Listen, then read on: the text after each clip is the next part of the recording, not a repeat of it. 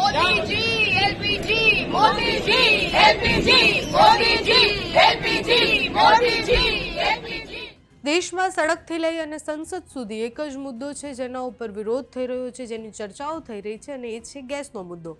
લોકસભામાં વિપક્ષે એલપીજી અને તેલની અછતના મુદ્દે જબરજસ્ત વિરોધ કર્યો। લોકસભાની કાર્યવાહીની શરૂઆત 12 વાગ્યે થઈ અને પછી તરત જ સ્થગિત કરી દેવામાં આવી। 2 વાગ્યા સુધી એ સ્થગિત રહી, એના પછી ચર્ચાની શરૂઆત થઈ। લોકસભાની કાર્યવાહી શરૂ થતાં જ એલપીજીના મુદ્દે વિપક્ષે હોબાળો મચાવ્યો। વિપક્ષે નામ નરેન્દ્ર કામ સરેન્ડર અને મોદીજી શરમ કરોના નારા લગાવ્યા। કાર્યવાહી ચાલી રહી હતી। મંત્રીઓ જ્યારે જવાબ આપી રહ્યા હતા ત્યારે વિપક્ષનો વિરોધ પણ યથાવત હતો। વિપક્ષે વિરોધ શરૂ કર્યો, એના પછી નાણામંત્રી જ્યારે બોલી રહ્યા હતા, નાણામંત્રીએ કહ્યું કે પીએમ મોદી દેશના લોકો માટે સખત મહેનત કરી રહ્યા છે, પરંતુ વિપક્ષ ફક્ત હંગામો કરે છે, જે દુર્ભાગ્યપૂર્ણ છે। જો કે સરકાર આટલી સમસ્યાઓ હોવા છતાં ગ્રાઉન્ડ પર જ્યારે આપણે જોઈએ છે કે સામાન્ય લોકોની લાઈનો લાગેલી છે, કાળા બજારમાં અત્યારે 5000 રૂપિયા ગેસની બોટલ મળે છે, અને છતાં પણ સરકાર આ ખાડા કાન કરીને એવું કહે છે કે બધું જ સારું છે।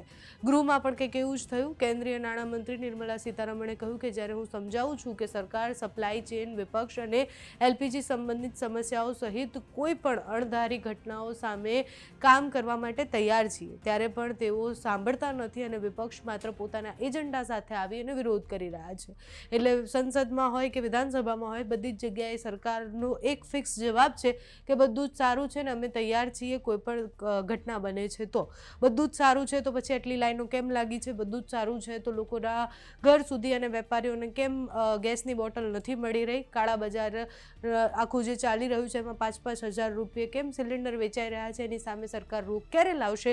આ બધા જ પ્રશ્નો શેષ છે। અત્યારે તો એલપીજીના મુદ્દે લોકસભામાં જે થયું તે સાંભળો। इस देश में ऐसे विदेश के वजह से विदेश में जो विषय हो रहा है उसके वजह से जो दिक्कत हमारे देश में आ रही है उसको हमारे नेतृत्व माननीय मोदी जी के द्वारा उसको कैसे सामना करना है, फंड प्रोवाइड करना है और तैयार रहना है। ऐसे बहुत सारे कदम जब हम उठा रहे हैं उस समय इस देश का विपक्ष साथ रह करके आम जनता को उम्मीद जताने वाले बात ना करते हुए ऐसे गैर जिम्मेदाराना स्टेप्स जो कर रहे हैं उसको हम खंडन करना चाहिए। जनता को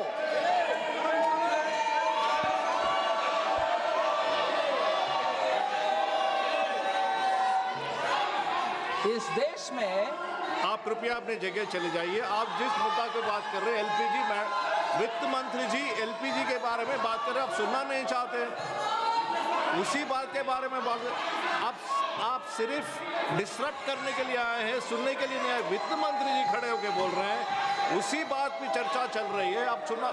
ये क्या जिम्मेदारी है आपकी? ये क्या जिम्मेदारी है आपकी? आप एलपीजी के नारे लगा रहे हैं, वित्त मंत्री जी एलपीजी के बारे में बोल रहे हैं, आप सुनना नहीं चाहते हैं।